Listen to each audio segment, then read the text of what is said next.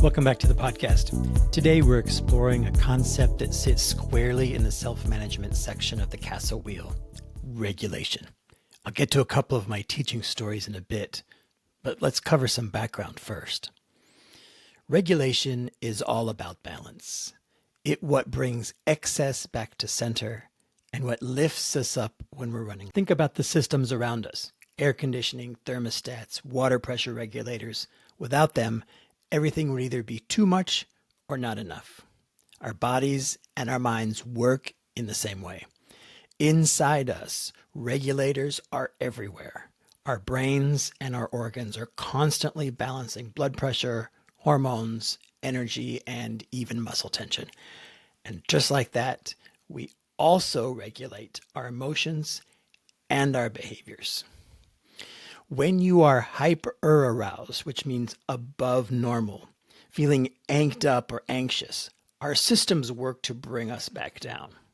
Likewise, when we're hypo-aroused or below normal and feeling checked out or drained, our systems work to bring us back up. That, friends, is self-regulation. At its core, self-regulation is the ability to monitor and manage our emotions, behaviors, and physiological responses in service of a goal. It's not about suppressing feelings, but about managing them wisely. Research in educational psychology shows that teachers with higher self-regulation experience lower burnout and greater job satisfaction. Neurobiologically, self-regulation is tied to prefrontal cortex function, that executive functioning part of the brain that helps us pause, it helps us reflect, and to choose instead of to react. And it doesn't come online really until about third grade. And quite frankly, I can think of some adults who are still growing in this area. In classrooms, regulated teachers model calm, consistency, and thoughtful responses. They de-escalate conflicts before they spiral, and they can hold space for students' emotions without being consumed by them. But here's the truth. None of us regulate entirely on our own. None of us. Co-regulation is the process of one nervous system calming another. Co-regulation. Stephen Porges's polyvagal theory emphasizes that humans are wired for connection.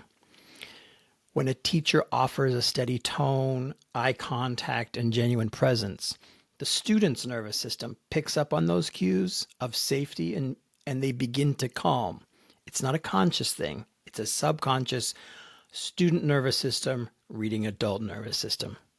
A 2021 study found that teacher-student co-regulation supports not only classroom management, but catch this, also academic engagement. Students literally learn better when their teachers' nervous systems communicate safety and steadiness. So, what does it look like? In practice, co-regulation looks like this. It could be, number one, sitting quietly next to an upset student instead of lecturing them. Or maybe it looks like matching your breathing to theirs until they slow down. Or perhaps it looks like a calm, "I'm here with you," instead of "calm down right now." Now, let's be honest. Dysregulation happens to all of us. Dysregulation is when stress takes over and the nervous system shifts into that fight, flight, or freeze. No human being is immune from this.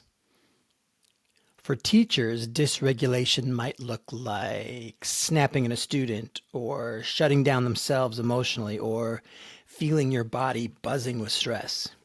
For students, dysregulation can look like talking back, or refusing to work, or going silent and withdrawn.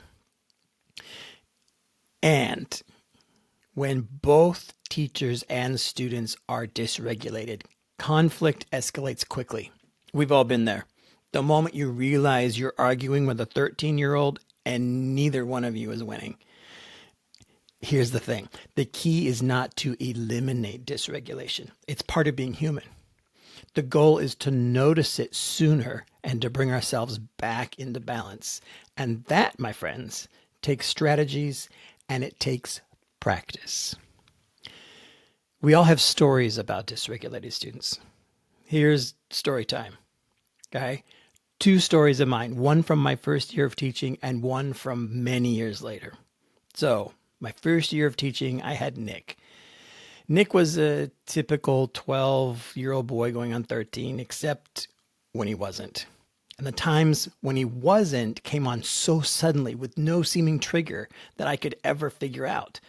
One day, catch this, he started flossing his face with his necklace. You know those chains that are used with dog tags that are made up of all those little balls in a row? He somehow swallowed one end and sneezed up the other end to come out of his nose. I don't know how he did it. It happened. And when I took him out in the hall to try to calm him down, he squeezed himself into this little nook in the wall and yelled, "You can't see me! I'm invisible!" I replied, "Come on, Nick, let's go to the office." He ran down the hallway, careening off lockers, bouncing around the hallway. "You can't see me! You can't see me!" Needless to say, I was a frantic wreck by the time I got to the office. I dropped him off as quickly as I could, and I practically ran back to class. That was my first real experience with dysregulation. So now let's fast forward about 15 years. I hadn't started my SEL studies yet, and I hadn't started my own yoga or meditation journeys, but I had made it through raising, at least mostly, my own 2 kids, and I had survived as an assistant principal being spit on, with CPI holds, kicking, etc. And I felt more comfortable in not only my own skin, but in my role as an educator. So, Joey was a kindergartner who could clear a classroom on a regular basis.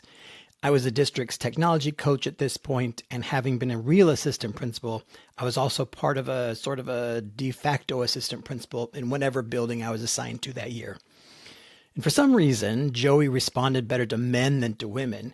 And since his teacher, the principal, the social worker, and the nurse were all women, I was often tasked with restoring order through co-regulation, although I didn't have words for it at the time.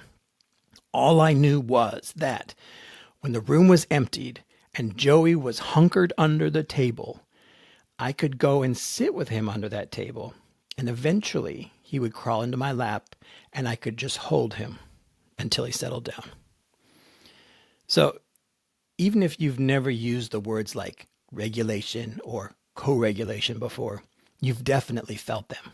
That moment when you manage to stay calm while a student is melting down, that's regulation. When a child like Joey settles because you've offered calm words and a presence, that's co-regulation. And when both you and your student, like me and Nick, are spinning out in frustration, that's dysregulation. So, what can we do about regulation in schools, both for ourselves and to model it for our students? Here are 2 of many simple evidence-based strategies to foster regulation in schools. Number 1, breath anchors. Research shows that slow, deliberate exhalation activates the parasympathetic nervous system. Try 4-6 breathing. So you inhale for 4 counts, exhale for 6. Even 60 seconds can shift your psychology. And this simple rhythm helps calm the nervous system and can be taught to both students and adults. The second one is called Name It to Tame It. Dan Siegel reminds us that labeling emotions reduces their intensity. When you feel frustration rising in your system, silently name it. I'm irritated. That act alone results in putting the prefrontal cortex back online and starts slowing down the amygdala. So to wrap it all up, here's the big takeaway when we're talking about regulation in ourselves and our students. Number 1, regulation is about balance. When we regulate ourselves, we anchor the room, the whole room. And number 2, co-regulation comes before self-regulation. When we co-regulate, we offer safety and connection and allow other people in our presence to self-regulate. And number 3, Dysregulation is something we can gently influence if we ourselves stay grounded. When dysregulation inevitably shows up, and it will, we need to treat it not as a failure, but as feedback, a chance to repair, reset, and to try again. Studies have shown that calm is just as contagious as anxiety. So what are you spreading in your life? Thanks for listening. Take a breath, find your balance, and stay tethered and whole. Remember, regulation starts with you, but it grows stronger with all of us. See you next time.